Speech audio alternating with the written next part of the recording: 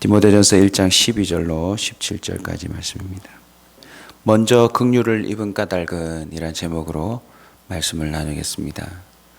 여러분, 예수를 믿고 나서 여러분의 삶에는 어떤 변화가 있었습니까?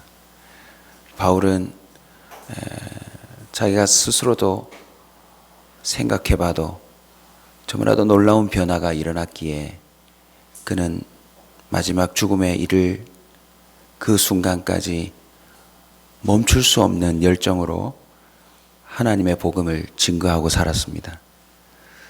저와 여러분도 이 마지막 때에 정말 그런 역사가 있기를 소원합니다. 그냥 교회 가야지, 이번 주 교회 빠지면 안 돼, 이 정도가 아니라 가든지 서든지 먹든지 마시든지 죽든지 살든지 무엇을 하든지 이 나를 변화시킨 이 하나님을 내가 한 명이라도 더 만나 말해주고 증거해야 되겠다라고 하는 그 멈출 수 없는 열정, 그 예수 그리스도의 심장으로 말미암는 흥분됨과 뜀이 있기를 간절히 소망합니다. 바울은 디모데에게 그 열정으로 말해주고 있습니다. 왜요? 디모데도 그 맛을 알기 때문에. 그리고 다른 교훈에 빠져 이것을 놓칠 사람들에게, 또 전혀 알지 못할 사람들에게 이 복음을 더 명확하게 증거하기 위하여 자신들이 먼저 긍휼을 입은 까닭에 대해서 설명하고 있습니다. 그 이유를 첫 번째로 그는 이렇게 설명합니다. 믿지 아니할 때 알지 못하고 행했기 때문이다. 바울은요, 우리 주님이 얼마나 긍휼이 많은 분이신지를 설명하고 있습니다. 참 우리가 바울에 빗대어서 표현하면 못된 짓을 많이 했는데, 대놓고 하나님을 핍박했는데, 하나님을 욕하고 하나님에게 함부로 말하고 살았는데 우리 주님은 그걸 참아주셨대요. 이유가 무엇입니까? 우리가 믿지 않고 알지 못하고 무지함 가운데 행했다라는 걸 하나님이 쳐주신 거예요. 우리가 자녀를 양육할 때에도 벌써 매를 들어야 하지만 우리 마음 한켠에 뭐라고 표현합니까? 아직 어리잖아요 라고 봐주는 것처럼 하나님께서는 충분히 공의롭게 판단할 때 우리에게 심판을 행하셔도 되는데, 시편 기자의 고백처럼 우리의 죄가를 그 죄가에 맞게 처벌하지 않으세요. 왜요? 우리를 사랑하시기 때문에요. 하나라도 더 봐주고 싶어 하세요. 참 이게 어려운 겁니다. 왜냐하면 하나님은 절대 공의의 소유자이기 때문에. 주님의 그 기준에 맞게는 당장 일처리를 해야 되는데 그렇게 하다가는 모든 사람이 다 즉사 아닙니까? 즉사. 그런데 주님이 우리에게 긍휼을 입혀주시는 이유가 무엇입니까? 믿지 못할 때, 알지 못할 때, 무지해서, 어리석어서, 미련해서 저러는 걸 하나님이 다 알기 때문입니다. 지금도 여전히 저와 여러분의 삶 속에는요, 무지함과 어리석음이 참 많을 거예요. 뭘 모르고 말하고 뭘 모르고 행동하고 그렇게 주장하고 사는 것들이 참 많을 텐데 주님이 우리에게 여전히 긍휼을 베풀어 주시는 이유가 바로 이거라는 것입니다. 에베소서 5장 8절에 이렇게 말합니다. 너희가 전에는 어둠이더니. 이 어둠이라는 한 단어가 다 설명해 주는 것 같아요. 못 보니까, 못 깨달으니까 저렇게 한다는 것을 주님이 봐주신대요. 여러분, 이게 얼마나 위대한 것인지 우리 자신에게 한번 적용해 보십시오. 조금 주님 안에서 긍휼을 읽고 눈이 밝아졌는데 우리가 얼마나 교만합니까? 우리는 벌써 수많은 사람이 눈에 들어오지 않나요? 그리고는 긍휼을 베풀기보다 사람이 어떻게 저렇게 사나라고 대뜸 평가하고 비판하고 판단합니다. 여러분, 사람 눈에도 그렇게 보이는데 하나님 눈에는 우리가 어떻게 보이겠습니까? 그런데도 긍휼을 입혀주세요. 왜요? 믿지 아니할 때 알지 못하고 행하는 거니까. 저와 여러분이 지금도요, 알지 못하고 행하는 것에 대해서는 하나님이 긍휼을 베풀고 있다는 사실을 여러분 기억하고 감사해야 합니다. 또 주님은 왜 우리에게 긍휼을 입혀주십니까? 상대적으로 주님은요, 오래 참으세요. 어쩌면 이해되지 않는 거예요. 어떻게 그렇게 참으실 수 있죠? 여러분 이해할 수 없지만 주님은 일체 오래 참으신대요. 거기에 놀라운 비밀이 있는 줄로 믿습니다. 바울은 그 비밀을 말하고 싶은 거예요. 이유가 뭘까요? 바울을 왜 참아주신 거죠? 바울의 입장에서 보면 이렇게 변화될 걸 아셨으니까. 주님께서 저와 여러분을 왜 참아주실까요? 내가 시간 더 줄 테니까 네가 알아서 해봐가 아니라 주님께는 아무런 죄가 없으시고 오직 인간에게 모든 이유와 근거가 있는데 그럼에도 불구하고 하나님이 이렇게 완전한 사랑으로 저들을 변화시키시며 저들을 회복시킬 거라는 소망이 담겨져 있는 줄로 믿습니다. 세 번째는 긍휼을 입은 까닭은 직분을 맡기기 위해서랍니다. 전혀 사울에게는 일을 맡길 만한 근거도 자격도 없는 자입니다. 오히려 우리 쪽에 직분을 맡은 사람들이 나서서 저 사울을 빨리 없애버려야 될 존재 아닙니까? 근데 주님은 우리 편에 직분을 맡은 사람들을 변화시키시고 그들을 감화감동시키셔서 오히려 사울에게 가서 머리에 안수를 하고 손을 내밀어 그를 우리 쪽으로 끌어오라고 말합니다. 그리고는요, 그 스스로도 주님 앞에 자신 있게 말하는 것처럼 내가 하나님 아버지와 예수 그리스도로 말미암아 사도된 자다라고 말할 만큼 그는 주님으로부터 큰 긍휼을 입습니다. 그가 직접 말하는 단어 중에 매우 의미심장한 표현이 있습니다. 나를 충성되이 여겨라는 단어입니다. 여겨라는 단어는요, 그렇게 안 해도 되는데 그렇게 하셨다는 뜻입니다. 저와 여러분도 나름 교회 안에서 또 이 세상의 인생 가운데 직분을 맡았습니다. 항상 기억하십시오. 자격이 안 되는데 주님이 그렇게 여겨주신 겁니다.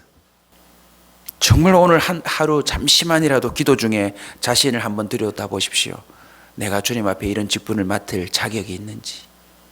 주님이 저와 여러분을요, 본래 그런 실체보다도 훨씬 존귀히 여겨주세요. 그래서 뭘 맡기세요?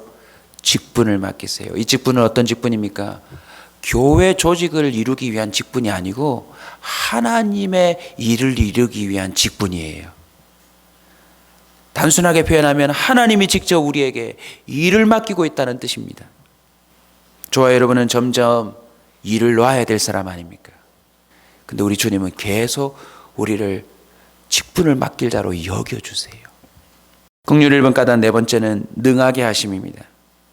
바울은 믿지 않을 때 알지 못하고 행한 것을 봐주신 하나님, 그리고 나에게 계속 일체 오래 참으신 하나님, 나를 충성되이 여겨 직분을 맡겨놓고서는 주님이 직접 또 나를 뭐하게 하신대요?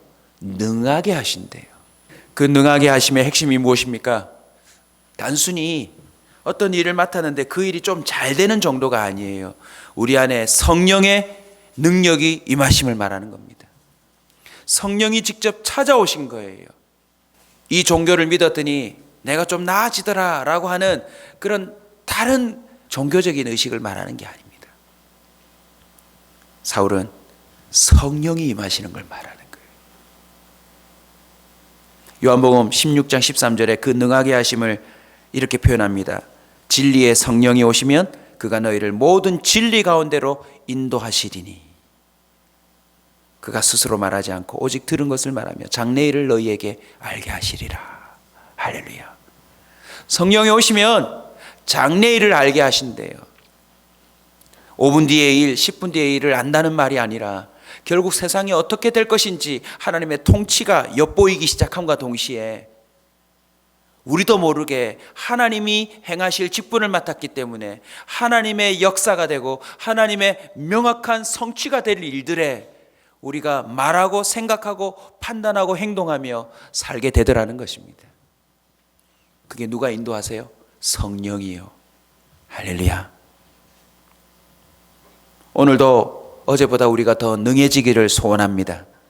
성령이 저와 여러분을 인도해 주실 줄로 믿습니다. 진리 가운데로, 거짓이 아닌 헛됨이 아닌 의미와 참으로 우리를 인도해 주시는 것, 그게 바로 우리를 능하게 해 주심이에요. 전에는 성령이 안 도와주시면 우리가 얼마나 교만을 떨며 그 조금 있는 지식으로 이리저리 생각하면서 어리석고 미련한 일을 많이 했습니까? 근데 주님이 우리를요 진리로 인도하고 계세요.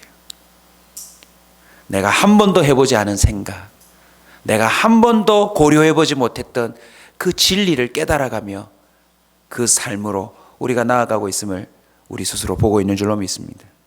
더군다나 사도행전 1장 8절로부터 보면 오직 성령이 너희에게 임하시면 너희가 권능을 받는데요, 이 권능은 하나님의 모든 것을 받는 것과 똑같습니다. 그래서 어떻게 능하게 하십니까? 성령이 말하게 하심을 따라 말합니다. 성령이 깨닫게 해주시는 그 조명하심을 따라 우리의 사고가 넓혀집니다. 어떻게 능하게 하십니까? 성령의 사람을 우리 곁에 붙어서 협력하게 하십니다. 그리고 순종하게 하십니다. 그리고 더 놀라운 건 순종만 했을 뿐인데 그 일을 이루시는 분은 누구입니까? 하나님이십니다. 예를 들면 이것입니다. 여러분, 제가 설교할 능력이 있다고 해서 사람 자체를 변화시킬 수 있는 능력이 있는 건 아닙니다. 저는 그저 설교를 할 뿐입니다. 그 들은 분들에게 감화감동이 일어나고 변화가 일어나고 그것이 열매가 되게 하는 건 누가 하시는 일입니까? 오직 하나님만이 하실 수 있는 일입니다. 그러니까 보십시오. 제 안에서 하시는 일뿐만 아니라 그 외에 순종으로 말미암아 일어나는 모든 일은 알고 보면 하나님이 전적으로 하시는 일입니다. 주님이 저와 여러분을 능하게 하고 계신 줄 믿으시기 바랍니다. 오늘도 기도하십시오. 하나님, 가정에서 저를 능하게 하십시오. 직장에서 저를 능하게 하여 주십시오. 이 사회에서 특별히 하나님을 알지 못하는 그들 속에서 나를 좀 능하게 해 주십시오. 마지막 긍휼을 입은 까닭을 바울은 이렇게 소개합니다. 본이 되게 하려 하심이라. 본이 되게 하려 하십니다. 전에는 비방자요, 박해자요, 폭행자라 그랬습니다. 오늘 이 세상에 비방하고 박해하고 폭행하는 사람이 얼마나 많이 넘쳐납니까, 여러분? 그런데 그런 사람들에게 본이 되게 하려고 자신을 하나님이 이렇게 긍휼로 입혀주셨대요. 저와 여러분도 도전해야 합니다. 아니, 도전할 수밖에 없습니다. 그게 우리가 살아가는 이유이니까요. 본이 되게 하시려고 주님이 긍휼을 입히셨어요. 저와 여러분은 하나님의 능력을 덧입었다면 반드시 본이 되어야 합니다. 여러분 보고 본이 되라고 하는 게 아닙니다. 하나님의 긍휼을 입었다면 우리는 누군가에게 반드시 본이 되고 있을 것입니다. 죄인 중에 괴수였습니다. 죄인 중에 괴수가 어떻게 예수 그리스도의 사도가 될 수 있단 말입니까? 이건 노력으로 불가능한 겁니다. 하나님의 은혜가 임하고 하나님의 긍휼이 임하고 하나님의 능력이 임한 결과인 것입니다. 사모해야 합니다. 하나님, 나도 모르게 내가 본이 되도록 긍휼을 좀 입혀주십시오. 여러분, 잘해서가 아니라는 사실을 꼭 기억하십시오. 주님이 주신 변화입니다. 변화. 내가 본이 되려고 막 애쓰는 그런 모습이 아니고 그냥 긍휼이 임한 결과로 다른 사람에게, 야, 저렇게 비방하던 사람이 저렇게도 될 수 있구나 라고 하는 예시가 되어야 된다는 말입니다. 오늘도 긍휼이 임한 결과가 저와 여러분의 가정에, 직장에, 우리가 땅으로 밟는 모든 동서남북 곳곳에서 본이 될 수 있기를 주 이름으로 축원합니다. 마태복음 5장 16절에 보시면 그 본을 이런 표현으로도 나타내고 있습니다. 너희 빛이 사람 앞에 비치게 하여 그들로 너희 착한 행실을 보고 하늘에 계신 너희 아버지께 영광을 돌리게 하라. 한 글자 무엇입니까? 빛입니다. 빛. 긍휼이 임하였다는 말은 우리에게 빛이 임하였다는 말과 똑같습니다. 그리고 그 빛은 다른 사람들에게 착한 행실로 드러나게 되어 있습니다. 내가 착해서가 아니라 주님의 긍휼이 임한 까닭 때문에 남은 삶의 저와 여러분이 더욱 강렬한 빛이 되시길 주의 이름으로 축원합니다.